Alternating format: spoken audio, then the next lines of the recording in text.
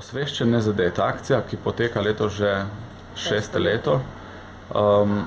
Kakšen je glaven namen te akcije?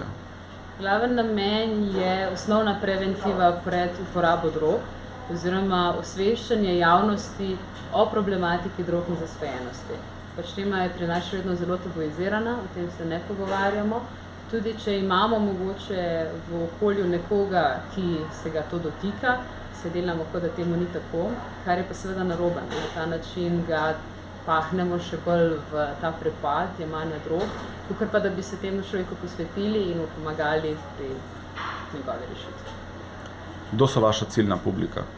Naša ciljna publika so mladi, študentje, dijaki in pa vsi ostali, ki jih to ali jih zanima, ali pa se jih tiče, v smislu kakšni starši, ki skrbi za njihovega najstnika, ali pa recimo ljudje, ki se s tem ukvarjajo profesionalno, različni zdravniki, ali pa socialni delavci in tako pa še. Res se trudimo, da bi bili ti ljudje dobro izobraženi in na ta način širili znanje tudi v krog ljudi okoli sebe. Koliko pa imate kaj odziva? Koliko se odziva na vaše? Prej smo povedala, da je to zdaj odprto za javnost. Koliko pričakujete kaj obiska na teh predavanjih? Na predavanjih smo povprečno do sedaj opazovali nekako od 50 do 100 udeležencev, odvisno od same tematike in pa ure predavanja. Predvsem se dotaknemo javnosti za akcijo osveščanja, ki poteka v naslednjem tednu, v ponedeljek, torek in sredo, se pravi od 17. do 19. novembra. S to akcijo sodelujemo z Zvezo Škis, to je Zveza študentskih klubov, ki našo akcijo ponese na nacionalno raven in sicer z izvajanjem akcije po večini teh mest v Sloveniji, večjih in manjših. Delijo se informativne brošure o problematiki drog in zasvojenosti, v kateri so informacije o posamezni drogi, tveganjih uporabe, prvi pomoči in pa zdravljenju odvisnosti, če so take informacije seveda potrebne, jih je dobro imeti pri roki. Hkrati pa izvajamo tudi nagradni kviz, s pomočjo katerega prepričamo nekako ljudi, da vejo sicer, da droge so, ampak nimajo dovolj dobrih podatkov o tem oziroma so neizobraženi na tem področju. Katero bo recimo letos najzanimivejše predavanje po tvojem mnenju?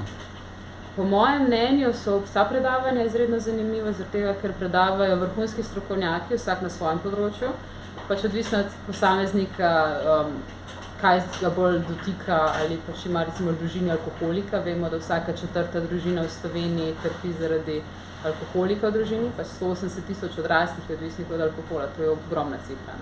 In imamo tako tudi izobraževanje o alkoholu in alkoholizmu. Poleg tega imamo recimo tudi izobraževanje o tem, kako neko jemanje droge med nosečnostjo vpliva na razvoj ploda oziroma kasneje razvoj otroka. To je recimo za kakšne bodoče mamice, ki na vsake to recimo imajo kakšen kozarček linčka, pomembna informacija. In pa tudi za vse druge.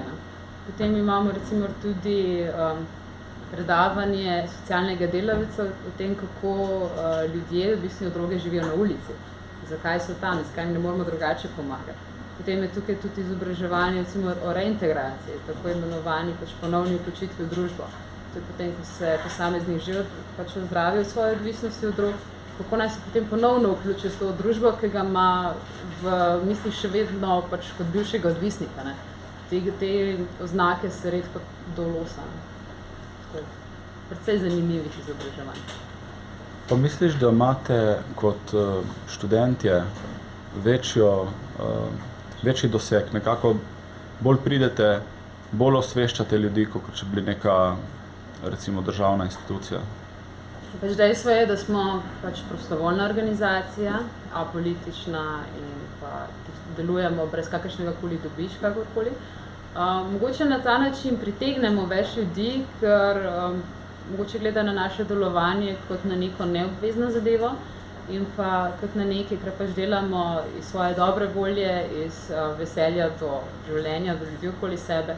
In pa dejstvo je, da tisti, ki organiziramo projekt, smo v večini študenti medicine, se pravi bodoči zdravniki. Vemo, da ljudje radi prisluhnejo svojim zdravnikom in tudi njihovo informacije jemljejo kot dejstva.